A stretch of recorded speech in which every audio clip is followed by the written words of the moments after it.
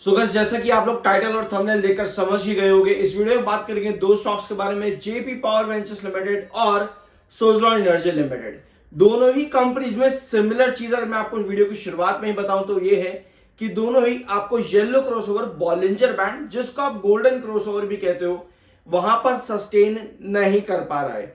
अगर आप JP power देखोगे तो पिछले दो सेशन में जेपी पावर अपने येलो क्रॉसओवर के नीचे ब्रेक डाउन दे रहा है, दो सेशन लगातार, कल और आज भी। यानी कहीं ना कहीं बेरिश मोमेंटम बना हुआ है जेपी पावर में। ऑल्दो कल थोड़ी बहुत रिकवरी भले ही देखने को मिली थी। अब यहां क्या चीजें हैं, ऑलरेडी काफी अच्छी खासी गिरावट हो चुकी है, बहुत संभल के रहने की जरूरत है। बट नीचे के लेवल्स क्या है वो मैंने कल के साथ आपके चार्ट पैंट पे डिस्कस कर लिए, तो जरूर चेकआउट करना। अपार्ट फ्रॉम दैट, अगर आप देखो लॉन्ग टर्म इन्वेस्टर होते हो ना, तो सबसे ज्यादा जरूरी है कि आप कंपनी के बिजनेस प्रोफाइल को समझो, कंपनी के बिजनेस एजेंडा को समझो। तब लॉन्ग टर्म इन्वेस्टर के लिए डेली बेसिस पर क्या हो रहा है, कल क्या होगा, यह समझना इतना जरूरी नहीं रहता। रादर देन अगर आप कंपनी का बिजनेस समझते हो तभी आप लॉन्ग टर्म के लिए जाओ, अदरवाइज मत जाओ। बाकी आपकी अपनी मर्जी।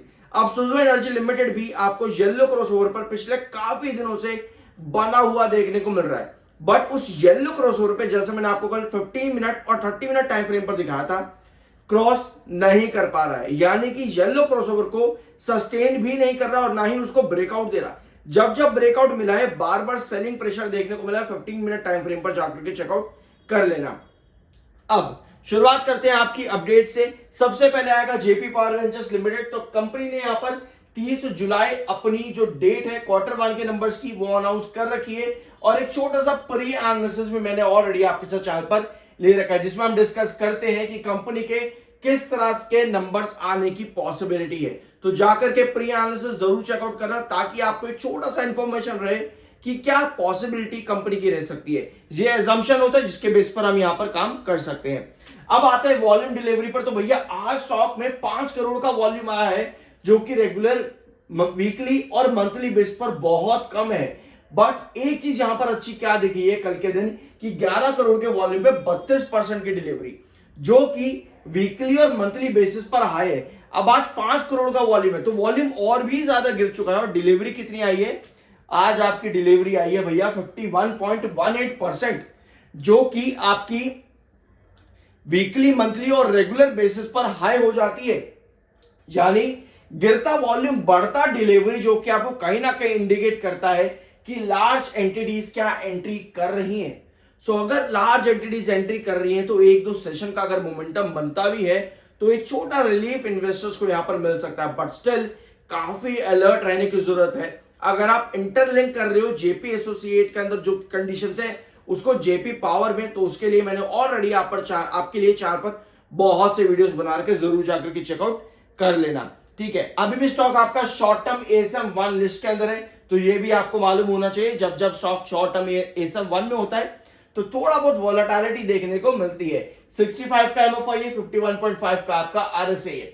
अब भैया एक न्यूज यहां पर है कि यार ये बिडिंग इतनी इंपॉर्टेंट हो गई है जितने भी बिडर्स हैं उन सभी के लिए, कि ये लोग अपने बाकी के काम छोड़ने को तैयार है। अब भैया दालमिया भारत ने बोल दिया है कि भैया हम वेट करेंगे कि क्या आउटकम्स निकलते हैं इस बिड के, जो कि जेपी एसोसिएट के एसेट्स को लेकर के यहां पर है। इसमें क्या आउटकम निकलेंगे हम वेट करेंगे अपने बाकी के प्रोजेक्ट्स रोक के, क्योंकि जैसलमेर के अंदर इनका एक ग्रीन फील्ड प्लांट है, उसका कंस्ट्रक्शन भैया ये रोक देंगे। इन्होंने बोला कि भैया जब तक बिड पूरी नहीं हो जाती हम देखेंगे बाकी चीजें यहां पर जेपी एसोसिएट में क्या चल रही है, तब तक भैया ये कंस्ट्रक्शन इन्होंने रोक दिया है दालमिया भारत ने, जो कि इन्हीं का ही कंस्ट्रक्शन था, जिस पर ये 6 million tonne green field cement plant in Jaisalmer Rajasthan का ये प्रोजेक्ट है। ठीक है, तो इन्होंने पोस्टपोन कर दिया उसका फर्दर कंस्ट्रक्शन। तो दालमिया भारत, वेदांता, अडानी, भैया ये लोग इतना ज्यादा उसके अंदर इंडल्ज हो चुके हैं कि ये कह रहे हैं कि भैया रुको यार, आराम करते हैं, थोड़ा सा पहले देख लेते हैं वहां क्या हो रहा है। भाई बहुत ही अलग चीज है यहां पर ये, बट डेफिनेटली इनका फायदा है ही। देखो, अगर आप किसी भी कंपनी के एसेट लेते हो और अगर आपको सस्ते में मिल रहे हैं तो आपका जो प्रोजेक्ट्स है वो आप उस पर बनाओगे, डेफिनेटली एसेट्स लेने से आपको फायदा ही होगा। तो भैया ये बहुत फायदा यहां पर हो रहा है इन कंपनी को, तभी ये रुके हुए हैं अपने अदर प्रोजेक्ट्स रोक करके ही। अब आता है सुज़लोन एनर्जी लिमिटेड। तो सुज़लोन में कल हाई कोर्ट का जो फैसला आया था, 1.18 करोड़ का सीजीएसटी पेनल्टी कंपनी के ऊपर लगी थी, उसको क्वाश कर दिया गया। इसको मैंने कल के दिन आप लोगों के साथ डिस्कस किया था। अब इसके अलावा वॉल्यूम आज के दिन 3 करोड़ का आया है, जो कि रेगुलर, वीकली और मंथली बेसिस पर यहां पर भी कम है। और डिलीवरी कल 48% थी, जो कि वीकली बेसिस पर कम है बट मंथली बेसिस पर हाई है। तो आज के दिन वॉल्यूम गिरा है, डिलीवरी कितनी बनी है सुज़लोन में एक बार देखते हैं। तो सुज़लोन में आ जाइए 49.80% की डिलीवरी। क्या ये डिलीवरी हमारी किसी भी सेंस पर हाई है? तो भैया यस, रेगुलर बेसिस पर डिलीवरी हाई है, मंथली बेसिस पर भी हाई है, बट वीकली बेसिस पर स्टिल हमारे पास लो डिलीवरी है। यानी कि सेलर अभी भी एक्टिव है। और आपको पता है पिछले काफी सेशन से लगातार 1.25 करोड़ के आसपास, 1 करोड़ से 1.25 करोड़ सेलिंग प्रेशर लगातार बना हुआ है सुज़लोन के ऊपर। तो भैया यहां पर आपको देखना होगा, क्योंकि येलो क्रॉसओवर के ऊपर ब्रेकआउट ना दे रहा है, ना सस्टेन कर रहा है, बार बार उसके नीचे ही आपको बनता देखने को मिल रहा है। तो जरूर जाकर के येलो क्रॉसओवर बॉलिंजर बैंड का चेकआउट करना। टेक्निकल पॉइंट ऑफ व्यू पे स्टॉक इस समय न्यूट्रल है, 58.1 का एमएफआई एंड 48.5 का आपका आरएसआई है। 50s का एमएफआई और 60s का एमएफआई हमेशा आपको न्यूट्रलिटी यानी कंसोलिडेशन जोन बताता है।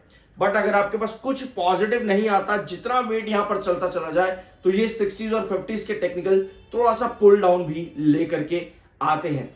बाय या सेल की कोई रिकमेंडेशन नहीं है। लेकिन वीडियो में आगे जाने से पहले out of context Reliance power पे छोटी सी मैं एक पॉइंट आपके साथ डिस्कस करना चाहूंगा। वो ये है कि स्टॉक बीई कैटेगरी में पिछले काफी दिनों से सेल नहीं होगा, क्योंकि इस पर मैं ऑलरेडी आपके साथ एक वीडियो डिस्कस कर चुका हूं। क्यों नहीं होता है बीई कैटेगरी में, जाकर के आप वो वीडियो चेकआउट कर सकते हो।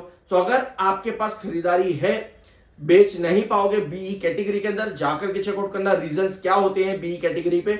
अगर आप चैनल पर नहीं जाना चाहते कोई बात नहीं, गूगल पे ही सर्च करके देख लिया करो, बट भैया रिसर्च करना कभी मत छोड़ा करो। और वीडियो को एंड करने से पहले मैं एक पॉइंट और बताऊं, सोशल मीडिया प्लेटफॉर्म, फिर चाहे आप वीडियो देखो या आर्टिकल्स रीड करो या मार्केट एक्सपर्ट्स के पॉइंट ऑफ व्यू सुनो, कुछ भी आप करो या देखो या सुनो, हमेशा ध्यान रखो भैया कोई भी आपको बेचने या खरीदने की सलाह नहीं दे रहा है। मैं अपना पॉइंट ऑफ व्यू कह सकता हूं कि भैया मैं तो नहीं दे रहा, बाकी किसी का मुझे मालूम नहीं है, बट यस मेरा कभी भी कोई पॉइंट ऑफ व्यू ऐसा नहीं रहता कि भैया आप बेच दो या आप खरीद दो। वो आपकी अपनी मर्जी होनी चाहिए। क्योंकि भैया एक कमेंट बार बार आता है कि भैया रिटेल इन्वेस्टर को क्यों बेवकूफ बनाते हो। भैया रिटेल इन्वेस्टर यार, मैं भी रिटेल इन्वेस्टर, मैं भी छोटा इन्वेस्टर हूं। मैं भगवान नहीं हो गया कि मेरे ही कहने पर, मेरे ही खरीदने से भैया बहुत बड़ा कुछ हो जाएगा। लेकिन अगर किसी कंपनी की हालत थोड़ी सी भी खराब है, तो भैया हमको वहां पर अपने डिसीजन बदलने चाहिए। फॉर एग्जाम्पल इन्फाईबी में वेन्यूज, वहां पर भी लोग बहुत गालियां देते थे यार, सीरियसली। अभी यहां पर देखो, इस पार्ट को आप स्किप कर दो, बिल्कुल भी आगे मत देखना वीडियो, बिल्कुल भी नहीं। चाहे आप मेरे सब्सक्राइबर्स हो या फिर मेरे व्यूअर ही हो, सब्सक्राइब नहीं करते मत देखो, इस पार्ट को स्किप कर दो। यहाँ पे देखो, रिटेल इन्वेस्टर का मतलब ये नहीं होता कि आपको कोई प्रेशराइज करेगा बेचने या खरीदने को। अगर आपने रिसर्च किया है तो यस आप बने रहो, लेकिन अगर आपने रिसर्च नहीं करा तो भैया रिसर्च करो। कोई भी कंपनी, कोई भी स्टॉक हो, ये काम एफआईज भी करते हैं, ये काम डीआईज भी करते हैं, ये काम प्रमोटर भी करते हैं, ये काम आपके म्यूचुअल फंड भी करते हैं, ये सभी करते हैं ये काम रिसर्च। तो भैया आप लोग क्यों नहीं करते? बस ये कहने से नहीं काम चल जाए कि भैया हम रिटेल इन्वेस्टर्स को तो क्यों डरा रहा है, क्यों हमें परेशान कर रहा है, रिटेल इन्वेस्टर से माल खींचना चाह रहा है। भैया रिटेल इन्वेस्टर क्या होता है? ये एफआईज बेच देते हैं, हम उनका माल खींच देते हैं, तो क्या वो हमको बोलेंगे भैया तूने तो मेरा माल ले लिया, मेरे को दे मेरा माल वापस? ऐसा नहीं होता यार। Research is the best policy. अगर जब तक ये नहीं करोगे, सिर्फ यही बोलते रहोगे भैया रिटेल को बेवकूफ बना दिया, रिटेल का ये कर दे, रिटेल का वो कर दिया, उससे कुछ नहीं होगा। रिसर्च करो, उससे ही सब कुछ होगा। आई होप कि वीडियो आपको पसंद आएगा। मिलता है अगले वीडियो में।